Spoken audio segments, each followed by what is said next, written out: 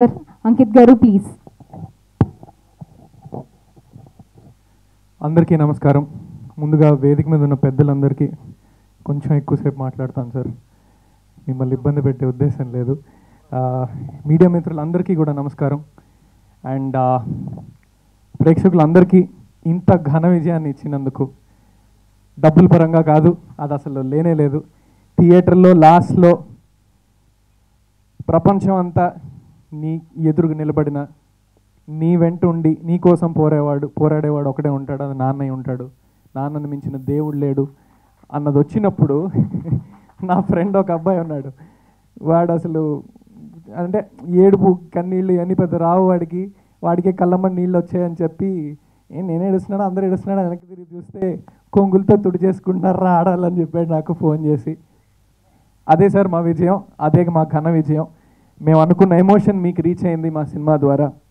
And media వాళ్ళందరికీ కూడా మా సినిమా మేము ఎంత ప్రమోట్ చేసినా, మా సినిమా తరపున మా సినిమా జనాల్లోకి వెళ్ళడం మొదలుపెట్టింది ఆర్కే సినీప్లెక్స్ హైదరాబాద్లో మేము 11 గంటలకి ప్రెస్ షో వేయడం జరిగిందండి.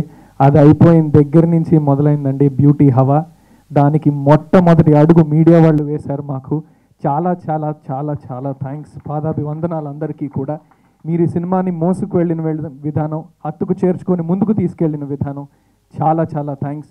ఇంకా చాలామందికి థ్యాంక్స్ చెప్పాలి. అందులో మేము ఈవినింగ్ సెలబ్రిటీ ప్రివ్యూ వేయడం జరిగింది. మా ఆహ్వానాన్ని మన్నించి ఎంతోమంది నటీనటులు, సినిమా వర్గాల్లోకి చెందిన వాళ్ళందరూ కూడా వచ్చి వాళ్ళందరూ సినిమాని చూసి జెన్యూన్గా అందరూ రివ్యూ ఇచ్చి చాలా భారీ వర్షం పడ్డది ఆ రోజు. ఏఎంబీ దగ్గరికి రావడానికి అందరూ చాలా ట్రాఫిక్లో స్టక్ అయ్యారు. కానీ కేవలం మా సినిమాని సపోర్ట్ చేయాలని చెప్పి నా ఫ్రెండ్స్ కానీ, కంటెంట్ క్రియేటర్స్, ఇన్స్టాగ్రామ్లో లక్షల ఫాలోవర్స్ ఉన్న నా ఫ్రెండ్స్, నా కంటెంట్ క్రియేటర్స్ కేవలం నా మీద రెస్పెక్ట్తోనో, నా మీద ఇష్టంతోనో సినిమాని సపోర్ట్ చేయాలని ముందుకొచ్చి ఆ రోజు సినిమా మొత్తం చూసి వెళ్ళి మేము అడగకుండానే ఇన్స్టాగ్రామ్లో స్టోరీలన్నీ పెట్టి జనాల్లోకి మీరే తీసుకెళ్లారు ఈ సినిమాని. మీ అందరికీ కూడా చాలా చాలా థ్యాంక్స్. టీం అందరికీ, సినిమాలో పనిచేసిన వాళ్ళందరికీ ధన్యవాదాలు పేరు పేరున. ఇదంతా పక్కన పెట్టి ఒక విషయం మాట్లాడాలండి. నేను ఎప్పుడు స్టేజ్ ఎక్కి మాట్లాడినా మా నాన్నగారు ఆ స్పీచ్ వెంటనే చూస్తారు, చూసి ఒకటే అంటారు ఆయన ఎక్కువ మాట్లాడేవని. మా నాన్నకి నాకు నేర్పించిన విధానం కానీ నేను అదే నమ్మేవాడిని.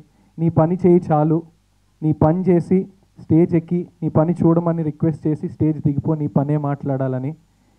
అలాగే ఇన్ని రోజులు నేను అలాగే చేసుకుంటూ వచ్చానండి. అండ్ ఈ మధ్య నాకు తెలుస్తున్న విషయం ఏంటంటే, నీ పని ఒక్కటే మాట్లాడితే సరిపోదు, నువ్వు కూడా మాట్లాడాలి. నీ పని నువ్వు సిన్సియర్గా చేస్తూ నిన్ను జెన్యూన్గా ఎక్స్ప్రెస్ చేసుకోకపోతే నీ గురించి చెప్పేవాళ్ళు కానీ ఉండరు అన్నది. నాన్న, ప్రపంచం మారింది నాన్న, మన కోసం మనం ఖచ్చితంగా నిలబడాలి. ఇప్పుడున్న కంటెంట్ డిజిటలైజేషన్ వల్ల ఉంటున్న బోల్డ్ కంటెంట్లో మనం కనపడాలన్నా, మన పని కనపడాలన్నా మన గురించి మనం మాట్లాడుకోవాలి అని నాకు ఎప్పుడూ అనిపించేది ఒకటి. సినిమాల్లో మనం చూస్తూ ఉంటాము, హీరోయిన్ ఎప్పుడో విడిపోయిన తర్వాత హీరోయిన్ అక్కడ కూర్చొని రూమ్లో ఏడుస్తూ ఉంటుంది. ఆ విషయం ఆడియన్స్ అందరికీ తెలుసు, ఎందుకంటే డైరెక్టర్ చూపిస్తున్నాడు కాబట్టి. మేము ఎన్ని రోజులు ఏడ్చామో ఇంకా మేమే చెప్పుకోవాలి. నేను అనుకునేవాడు, నువ్వు బాధపడిన క్షణాలు, నీ అవమానాలు ఆర్ వాట్ ఎవర్, ఇవన్నీ పార్ట్ ఆఫ్ ద గేమ్, అవన్నీ పెద్ద పట్టించుకోకూడదు, అదంతా కూడా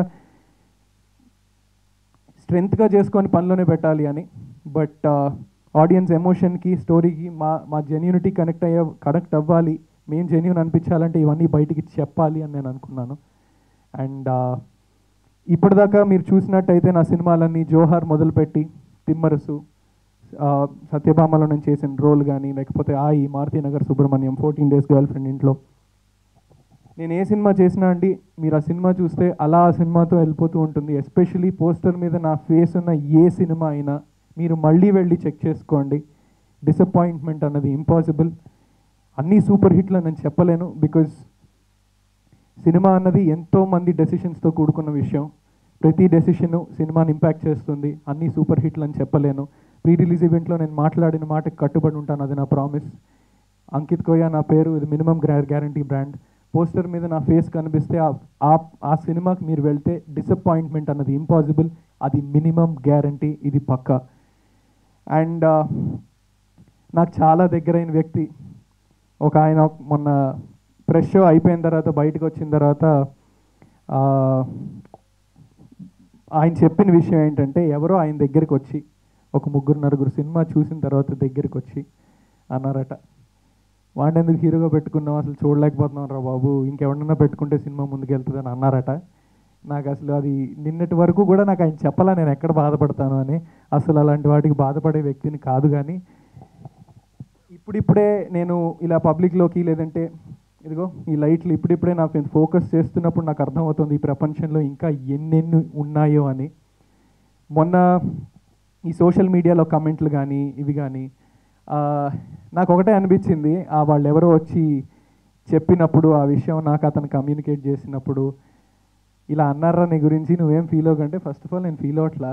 నేను అర్థం చేసుకోవడానికి ట్రై చేస్తున్న విషయం ఏంటంటే, వాళ్ళకి నేను నిజంగా నచ్చలేదా, లేక ఈ సినిమా ద్వారా నేను ఎదగడం నచ్చలేదా నాకు అర్థం కాలేదు. అసలు ఈ కాన్సెప్ట్లు అని నాకు అర్థం కావు, వాళ్ళు ఎలా ఉంటారో. బట్ వాళ్ళందరికీ అండ్ సోషల్ మీడియాలో కూడా అంటే సోషల్ మీడియా ఎంత మంచిదో అండి అంత చెత్త పెరిగిపోయింది అండ్ ఆల్ దాట్, మనకు తెలిసిందే అదంతా. నేను యాక్టివ్ ఉండేవాడిని కాదు, లేదు యాక్టివ్ ఉండాలి నన్ను, అంటే ఇప్పటిదాకా అందరూ నాలో ఉన్న లోపమే నువ్వు మార్కెట్ చేసుకోవట్లేదు అనేవారు. నేను అనుకున్నా సరే అయితే అందరికీ రిప్లైలు ఇద్దాం ఇది అది అని. సో సోషల్ మీడియాలో కొన్ని మెసేజ్లు కానీ, ఫేక్ ప్రొఫైల్స్లో, ట్విట్టర్లో కమెంట్లు కానీ, ఎస్పెషలీ ఇన్స్టాగ్రామ్లో నాకు వచ్చే మెసేజ్లు, ఫస్ట్ ఎవరో ఒకటి హాయ్ పెడతాడండి, నువ్వు వాడికి రిప్లై ఇచ్చావా చూసి సరే సరే. బట్ మనం ప్రతిసారి అందరి మెసేజ్లు చూడడం వచ్చే 1000 మెసేజ్ల్లో హాయ్ తర్వాత ఒక 2 రోజులు ఆగుతాడు వాడు, అయిన తర్వాత ఇంకో మెసేజ్ పెడతాడు, అన్న ప్లీజ్ దేర్ రిప్లై అని. దానికి నువ్వు రిప్లై ఇవ్వలేదంటే ఇంకో మెసేజ్ ఉంటుంది, బలిసిందరా బాడకో అని, అప్పుడే పెద్ద హీరో అయిపోయావా ఇది అది అని. ఈ అవసరం లేని నెగిటివిటీ వీటన్నిటికీ ఐ డోంట్ నో ఇప్పుడిప్పుడే దానికి ఎక్స్పోజ్ అవుతూ అనిపించింది నాకు. అన్న మీరు ఇందాక అన్నట్టు మనం సినిమా నమ్ముకొని వచ్చాం, ఈరోజు మనందరం ఇక్కడ ఉండడానికి కారణం, ఎవరో నాకు మెసేజ్ చేయడానికి కారణం, లేకపోతే ఎనీథింగ్, మనందరం సినిమా కోసం కలుస్తున్నాం. ఆ సినిమాకి మనం జెన్యూన్గా ఉంటే, మనం ఈ దేనికోసం అయితే అందరం కలిసామో దానికి మనం జెన్యూన్గా ఉంటే మనకు రావాల్సింది మనకు వస్తుంది అని నా గట్టి నమ్మకం. ఎంతమంది ఎన్ని రాళ్ళు విసిరినా మనం సినిమాకి కట్టుబడి ఉంటే ఆ రాళ్ళన్నీ ఉపయోగించుకొని మనం అనుకున్న ఇంటిని మనం కట్టుకోవచ్చు అని నేను నమ్ముతున్నాను. అండ్ ఇంకొకటి నేను ఇప్పుడిప్పుడే అర్థమవుతుందండి, ఈరోజు నేను ఈ స్టేజ్ మీద మాట్లాడే కొన్ని మాటలు నేను ఇంకెప్పటికీ మాట్లాడను కూడా.